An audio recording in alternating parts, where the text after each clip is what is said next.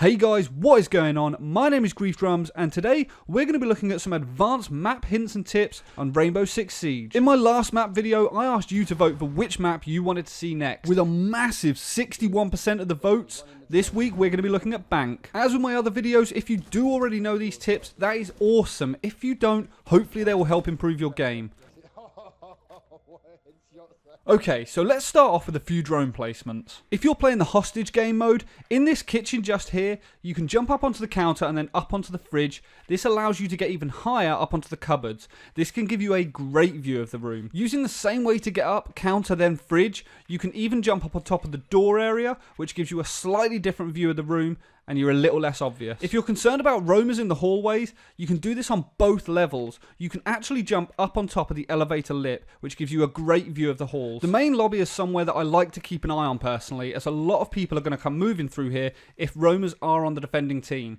By jumping up onto this banister and then over onto the light, you can look at the whole room. It's almost like you've got a stationary camera. You can go one step further than this by jumping over onto this partitioned wall over here and moving to either end. Both of these give you a very different view of the room, but can be quite handy. One of the objective rooms on Hostage is this office just next to the archive. By jumping up on top of this filing cabinet and then over onto the shelf, if you face your drone against the wall and put it at a slight angle, you can actually jump up onto the speaker. Now this gives an insanely good view of the room. If it's the archive you're defending, in the far left hand corner by the door, you can jump up onto the top of this shelf. By jumping up onto the lip of the door and then up onto the next shelf, you can get a pretty good view of the room and you're not in eyesight of any enemies. From here, you can then go a step further by jumping onto the actual archives themselves. Because you are so high up, you can jump all around the room from here. When attacking the CEO's office, by bringing your drone into the lobby area behind the archives, you can jump it up onto this banister here. Now, the good thing about this is that you don't really stand out here, but it gives you an incredible view of the hallway upstairs, so you can keep an eye out for roamers. To get into a good drone placement for the CEO's office itself, by jumping up onto this tipped over filing cabinet or bookshelf, you can then jump up on top of the lip of the window and up onto the speaker in the corner. Now this is insane. I love using this. You can then take this a step further by jumping up on top of this cabinet here. You've got to be careful not to glitch through it though, because in the center you just fall through. In the room just next to the CEO's office, if the defenders haven't sealed these double windows up, you can jump up on top of them and then up onto the bookshelf. Once you're onto this bookshelf, it doesn't give you a very good view of the room, so you can go a step further by jumping up on top of the speaker. This now means that you're so high up, as long as you're not tagging enemies on your camera, they're not going to see you. This can be really useful for counting the number of defenders in the room to make sure there aren't any roamers. If the count comes up short and there are roamers, you can use this spot out in the hallway upstairs to keep an eye out for them. You can jump up on top of the elevator as we've already mentioned, or alternatively use this sign. Pretty much everywhere on this map is reachable by drone. It has been so cleverly and meticulously thought out. Shelves and signs are positioned in such a way that you can get to the majority of speakers in the game. A lot of people overlook the importance of drone placements, but keeping this thing alive can provide you so much information and get you more kills. For the downstairs area of the vault in this security room, you can jump up on top of the majority of TVs. By jumping forward and then turning your drone at an angle, it actually catches the TV. You can then jump up another level and hide your drone up here. In the vault itself, the left-hand side, you can't quite jump high enough, but if you notice that the shelf to the right has got a bag on it, unlike the left, you can use that extra height to jump up on top of the safe boxes. From here, you can move around all of the room, getting a different angle and different view from everywhere.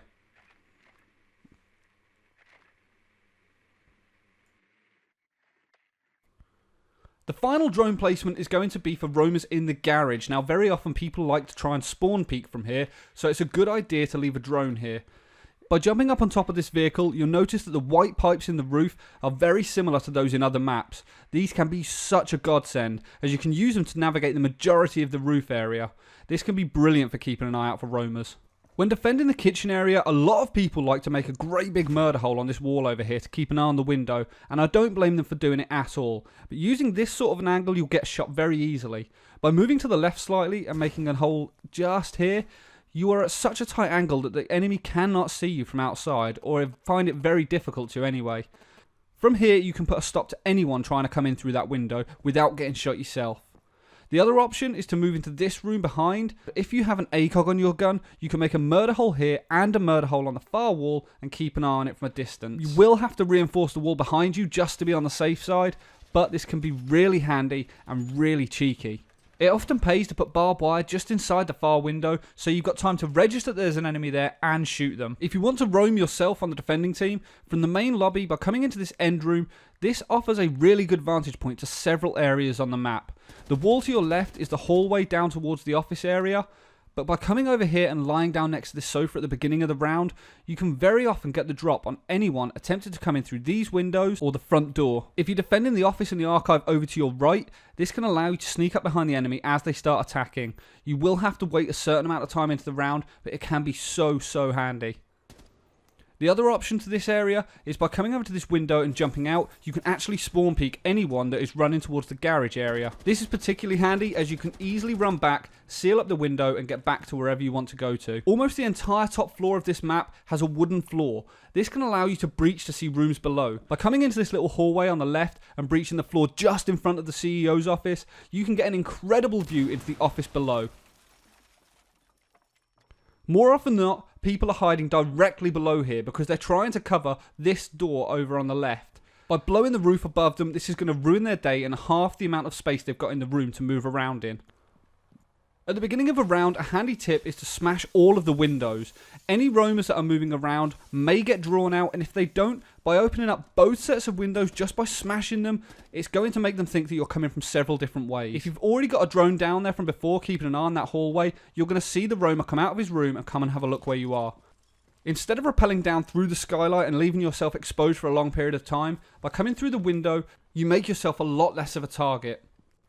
Staying in the same area of the map, by blowing the floor just next to this double door here, you can actually get a pretty dirty view into the kitchen area just below. Now you'll only be able to see just inside the doorway, but you can see quite a way back depending on how far back you blow the floor. This means that anyone that decides to stick their head round and peek is going to get it shot off. When attacking the little window from the back alley area, a lot of people try and shoot from this wall just here. Now the biggest problem with this is you are quite close to the window, so you are quite exposed. There are several ways to look in through here without killing yourself. The first is to rappel down from the top. By doing this, you can slowly expose where the enemy's feet are before they can see you. This allows you to get the upper hand on them and you can shoot or move out of the way quickly. The second option is to move back to the second police car. This can give you a really good line of sight that allows you to strafe between objects which provide cover. You do have to be careful of the door just over to your right as people like to try and jump out of here and kill you. However, when you do come in here, if there is someone hiding in the archive waiting for you to come in, they're going to be at that window on the left. Instead, blow the wall as you go in, as this can allow you a really cheeky sight into the kitchen. For obvious reasons, you do have to be careful of the right hand side, but if you open the door that's usually barricaded in front of you, you can get a really good view and still have a fair amount of cover. This means that you can jump in and out of the doorway as you see fit. If you don't do this and you have to move into the room, you're exposing yourself a hell of a lot. So I would definitely recommend trying this out. One of the biggest tips I'm going to give for this particular map is floor hatches. This map is full of them. There are so many. And they can be used to get from the very top floor down to the very bottom floor so quickly. Make sure you use these. Utilize them as much as you can. This map is so vertical and it would be a shame to not use them. If attacking from the garage, this slope just in front of you, you can utilise it to your advantage to look under any barricaded doors. You can usually get a good line of sight on people's feet, and if you're not going to kill them, you'll at least hurt them a little bit. One of the biggest mistakes I see on this map is people at these windows. You are silhouetting yourself and you stand out by a mile. By coming to the building just behind, you can get up on the ladder, and if you're playing as Glaz especially, or pretty much anyone with an ACOG sight, you can look through these windows while utilising the cover of cars and the wall in front. This will mean that you're a lot less exposed and you're a lot less to get peeked at from the window to the right. When roaming on this map, metal detectors can be both your friend and foe. You can use them to your advantage by setting them off and running around. The enemy will then come looking for you in that particular area where you are nowhere near. You can then flank them from the opposite side that they're not expecting to see you at and get that easy kill. One of my personal favourite tips when defending the vault area is to push out a lot further. By barricading this wall and this door on the right, and putting a shield just here, you can be fairly covered. I personally don't use my barricade there. What I do is I get someone else to set up a reinforcement and I use mine on the wall straight ahead and just over to the left there. This means by having this murder hole I can keep an eye on the door because you're forcing the enemy to come through there. By keeping a tight angle, you can get the drop on them and put a few rounds into their head before they even see you. If you are getting too much heat, by making a murder hole over to the right as well at the beginning of the round, you can strafe between the two and keep the enemy guessing. If things do start to get a little heated and you're getting a lot of attention from the garage area, you have got this over to your right just for cover. You can put some rounds down and there is absolutely nothing stopping you from retreating back into the vault and back into cover to fight another day. Hopefully you enjoyed these hints and tips. Unfortunately, Bank is a fairly straightforward map, but try and think creatively. Don't all stick together in one bunched up team around a single window and you will survive a hell of a lot longer. Instead, try and split up into pairs. If you did enjoy this video, make sure to slap that like button and check out the rest of the map tips and tricks in my playlist. If you have any tips and tricks of your own, make sure to let me know in the comments below, as I love learning more about this game. Don't forget to vote for the map that you want to see next, as I'll be counting the votes and putting it up in the next few weeks. If you haven't already, make sure to subscribe, and until next time guys, I've been Griefdrums.